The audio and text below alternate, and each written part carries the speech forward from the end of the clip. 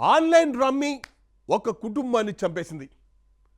చేతిలో పేక ముక్క పట్టుకుంటే జోకర్ ఒకడైతే కింగ్ ఇంకొకడవుతాడు.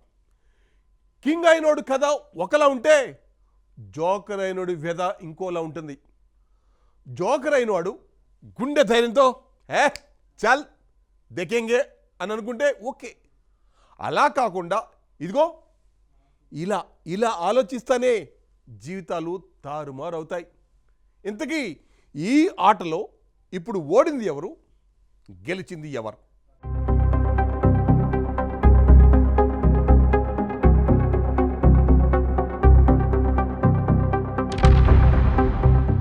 ప్రస్తుతం యువత ఎక్కువగా ఆన్లైన్ గేమ్స్ ఆడుతున్నారు. వీటి మోజులో పడి ఆత్మహత్య చేసుకుంటున్నారు. ఇలాంటి దారుణమైన ఘటన తమిళనాడులో చోటు చేసుకుంది. తమిళనాడులోని కరూర్ సమీపంలో ఓ కుటుంబం ఆన్లైన్ రమ్మీకు బలైంది. ప్రేమరాజ్ అనే వ్యక్తి భార్య పిల్లలను ఇంట్లో చంపి ఆ తర్వాత రైలు కింద పడి ఆత్మహత్య చేసుకున్నాడు. విషయం తెలుసుకున్న పోలీసులు వెంటనే సంఘటనా స్థలానికి చేరుకుని మృతదేహాలను పరిశీలించారు. కేసు నమోదు చేసి దర్యాప్తు ప్రారంభించారు. ఆన్లైన్ రమ్మీలో అప్పులు చేసి తీర్చలేక ఆత్మహత్య చేసుకున్నట్లు ప్రేమరాజ్ సూసైడ్ లేఖలో రాశాడు. దీని ద్వారా పోలీసులు ఆత్మహత్య చేసుకున్నట్లు గుర్తించారు.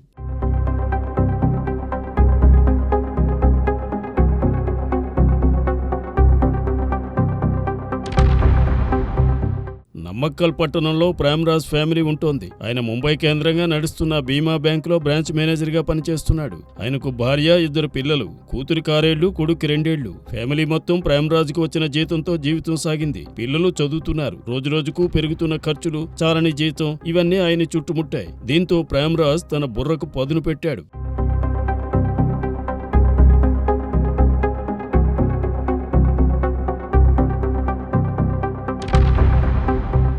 ఇలాగైతే జీవితం కష్టమని భావించాడు. చివరకు ఆన్లైన్ గేమ్ ఆడడం మొదలుపెట్టాడు. మొదట్లో డబ్బులు వస్తాయి, ఆ తర్వాత మన జేబు ఖాళీ అవుతుంది. ఈ విషయాన్ని ప్రేమరాజ్ గమనించలేకపోయాడు. ఒకరోజు కాకపోతే మరో రోజైనా డబ్బులు వస్తాయని ఆశపడ్డాడు. కానీ ఆన్లైన్ గ్యాంబ్లింగ్ ఉచ్చులో చిక్కుకున్నానని ఊహించలేకపోయాడు.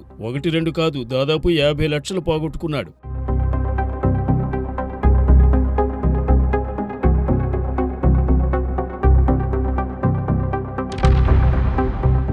అక్కడి నుంచి ప్రేమరాజ్ ఆలోచన మారిపోయింది. 50 లక్షల అప్పులు, మరోవైపు ఈ ఫ్యామిలీ, ఈ రెండింటి నుంచి బయటపడలేకపోయాడు. చివరకు ప్రేమరాజ్ ఆచూకీ కనిపించలేదు. చివరకు కరూర్ సమీపంలోని పశుపతి పాలయం వద్ద ప్రేమరాజ్ డెడ్ బాడీని గుర్తించారు పోలీసులు.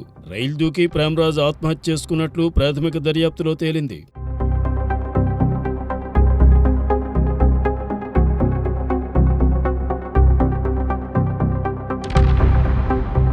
ప్రేమరాజ్, మోహనప్రియ ఉపయోగించిన 2 ఫోన్లను స్వాధీనం చేసుకున్నారు పోలీసులు. సూసైడ్ లేఖలో తాను ఆన్లైన్ గ్యాంబ్లింగ్ లో ఇరుక్కున్నానని, 50 లక్షలు పోగొట్టుకున్నానని రాసుకొచ్చాడు. ఈ విషయం ఎవరికీ చెప్పే ధైర్యం లేక తామంతా సూసైడ్ చేసుకోవాలని నిర్ణయించుకున్నామని అందులో ఉంది. దయచేసి మమ్మల్ని క్షమించాలంటూ ఆ లెటర్లో పేర్కొన్నాడు ప్రేమరాజ్.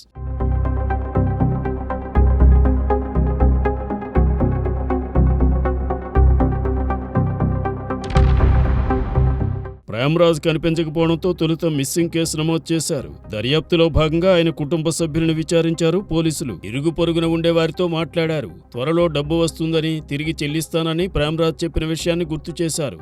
ఆ మరుసటి రోజు ప్రేమరాజ్ కుటుంబం ఆత్మహత్యకు పాల్పడింది. ఇంతకీ భార్యా పిల్లలను ప్రేమరాజ్ చంపాడా లేక వారే ఆత్మహత్య చేసుకున్నారనేది తెలియాల్సి ఉంది.